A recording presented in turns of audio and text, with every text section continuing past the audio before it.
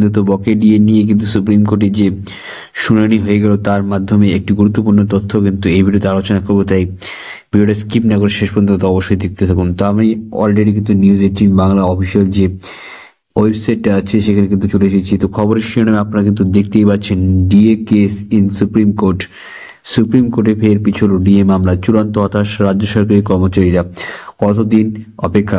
তো আপনারা সকলে জানেন আজকে রাজ্যে 3টি কেস ছিল, গুরুত্বপূর্ণ কেস। তার মধ্যে প্রথম কেসটি ছিল ওয়েস্ট বেঙ্গল এসএসসি 2016 যে কেস, সেটাও কিন্তু পিছিয়ে দেওয়া হলো সুপ্রিম কোর্টের তরফ থেকে।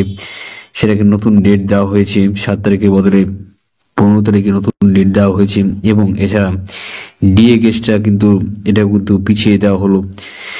এছাড়া ওবিসি কেসটাকেও কিন্তু পিছিয়ে দিয়েছে সুপ্রিম কোর্টে। এটা কিন্তু বেশ খারাপ বিষয়। এখানে কি বলা হচ্ছে, কেন পিছিয়ে দেওয়া হলো, যাবতীয় খবরগুলি কিন্তু আপনারা জানতে পারবেন। বিচারপতি ঋষিকেশ রায় জানিয়ে দেন, যেহেতু আজ মামলার শুনানি হওয়ার কথা, তাই দীর্ঘক্ষণ সওয়াল জবাব চলবে, তাই আজকে এই মামলা শোনা সম্ভব নয়।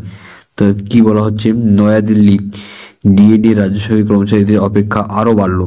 ফের 3 মাসের জন্য সুপ্রিম কোর্টে পিছিয়ে গেল ডিএ মামলার চূড়ান্ত শুনানি। গোটা ঘটনাটায় চূড়ান্ত হতাশ আন্দোলনকারী সরকারি কর্মচারীরা। ফের মার্চ মাসে সুপ্রিম কোর্টে মামলাটি শুনানি জন্য উঠবে বলে জানিয়েছে বিচারপতি ঋষিকেশ রায়।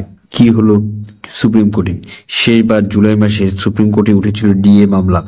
তারপর ফের আজ মামলার চূড়ান্ত শুনানি ছিল শীর্ষ আদালতে। রাজ্য সরকারি কর্মীদের আশা ছিল যে আজই ডিএ মামলার চূড়ান্ত নির্দেশ দেবে শীর্ষ আদালত। সুখবরের আশায় ছিলেন তারা।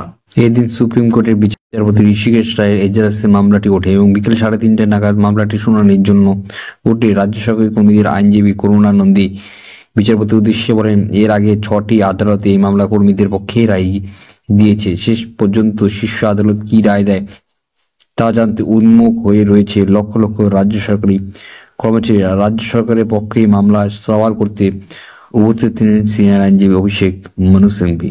তো আশা করছি আজকে আপনার ভালো লাগবে। Like, share, comment, channel subscribe করে পাশে বেল আইকনটা অবশ্যই প্রেস করুন। জয় হিন্দ, বন্দে মাতরম। ধন্যবাদ ভিডিওটি দেখার জন্য।